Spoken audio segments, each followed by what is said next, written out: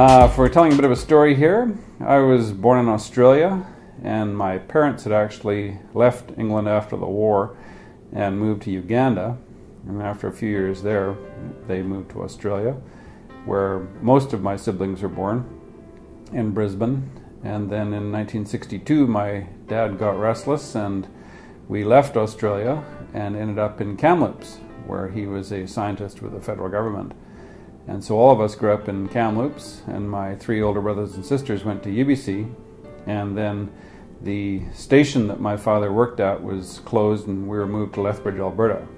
So I ended up finishing high school in both Lethbridge, Alberta and Ottawa, and finished grade 12 in Alberta and went on to the University of Alberta, where I eventually went into medical school. And then after entering medical school, I got restless and decided that I would apply for a scholarship to go to England, and was successful in winning a Rhodes Scholarship and went off to Oxford for 2 years and studied law there because medicine wasn't easily transferable between England and Canada at the time.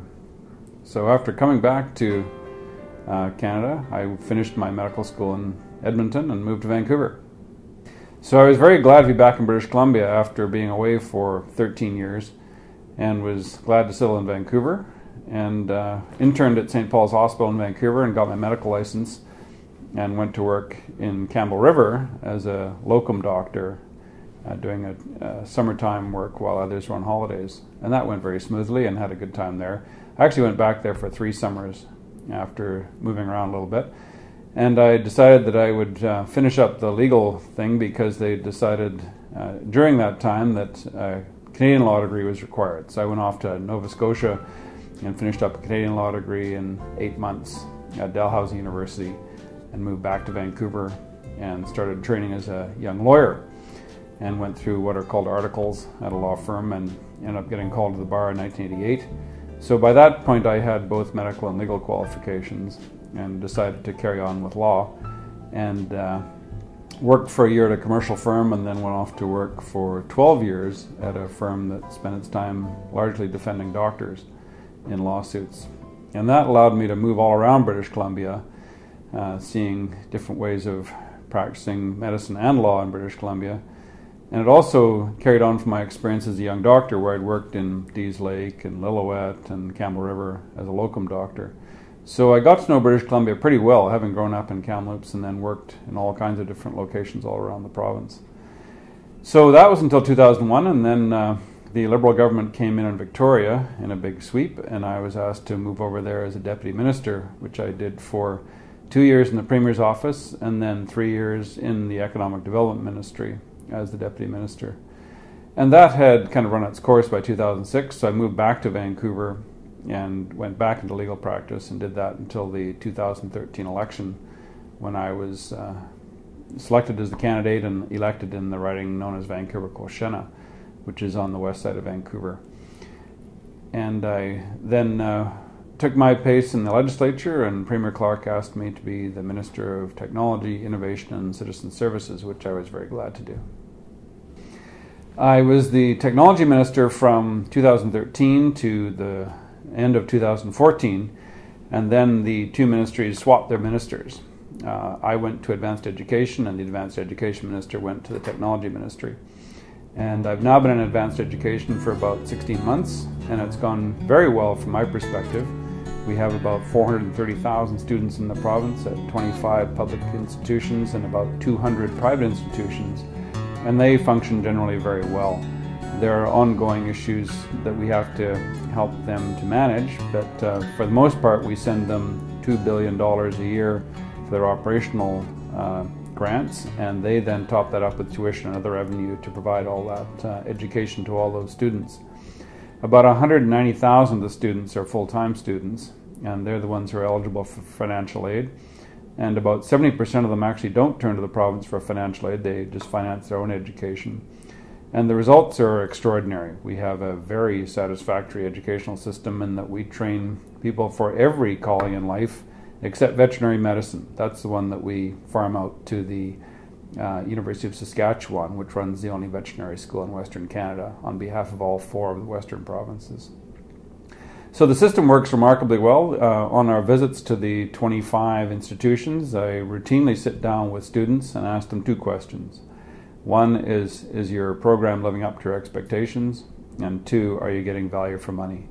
And it's remarkable how all around the province the students answer very positively to both. They are generally very pleased with their programs, with the quality of instruction, and with their job prospects. And they're also very, very pleased with what they're getting for what they pay. Family is in many ways the end of the British Empire. My mother was born in Northern England in fairly impoverished circumstances. My father was actually born in Calcutta in India.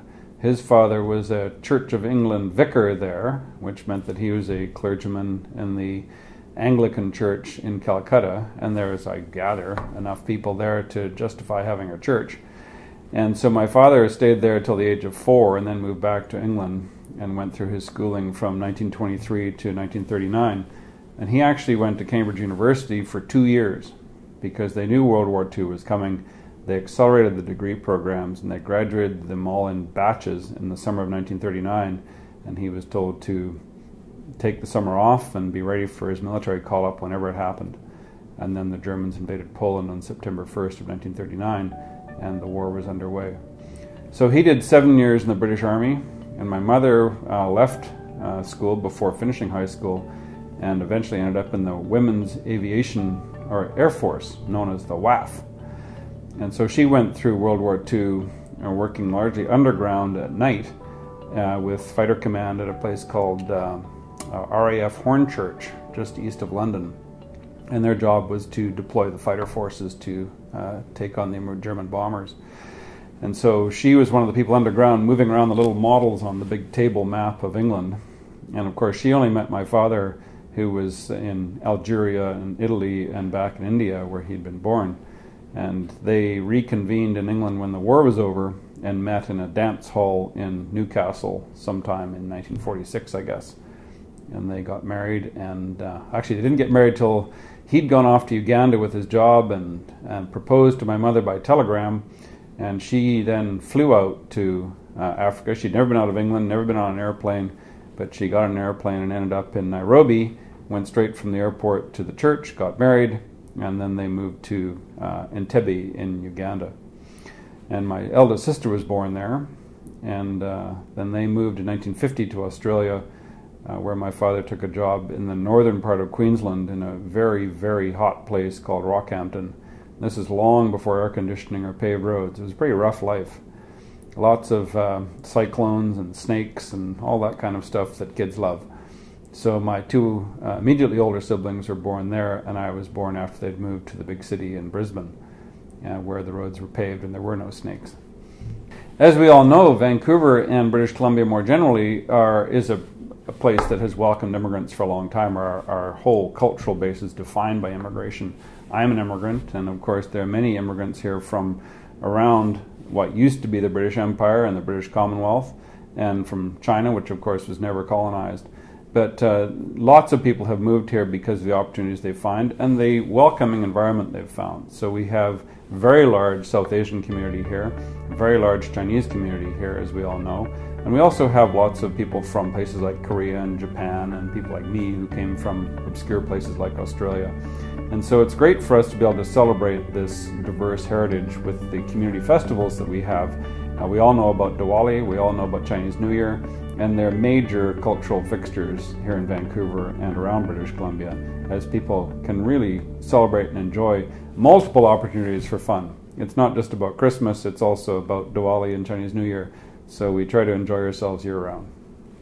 It's kind of fitting that I'm in advanced education as the minister, because I spent far too long in university myself. I went to university for 10 years, ended up collecting 6 university degrees, and I wouldn't recommend that to anybody. It was not a good use of time. But these days, advanced education really is the key to social mobility. People's opportunities to be their best really lie in going to institutions for higher education, whether that's Douglas College or BCIT or SFU. Everybody in our society knows that we have good quality institutions, and that acquiring the skills at those institutions will give them the opportunity to advance themselves in life, to get ahead, and to seek the kind of prosperity that we all do. So that's one of the reasons why British Columbia is the magnet that it is for immigrants, because it's a place where everybody has the same access to that kind of higher education that leads to a good level of prosperity and the kind of peace and happiness that really we exist here for. For both young people and for new Canadians, I think the underlying message is this is a land of opportunity. You'll be treated fairly. There's an abundance of opportunity here. You just have to find the right space for yourself. And it may not be the thing you think about first. One of the things that we find when people come here from places like Germany and continental Europe is that they expect to be slotted into a role that they will fit for the rest of their life, whether it's to be a air conditioning maintenance technician or a dentist. But in this part of the world, people change their roles quite regularly, and they can do that through their education as well as in their occupation. So people here have diverse and interesting lives. I often tell the young people we meet that they'll probably change jobs 4 or 5 times in their life. I've been fortunate enough to change my role in the world 5 times, and it's worked out very well for me, and I hope that they have the same success that I have had and that they can look forward to the kind of prosperity they hope for.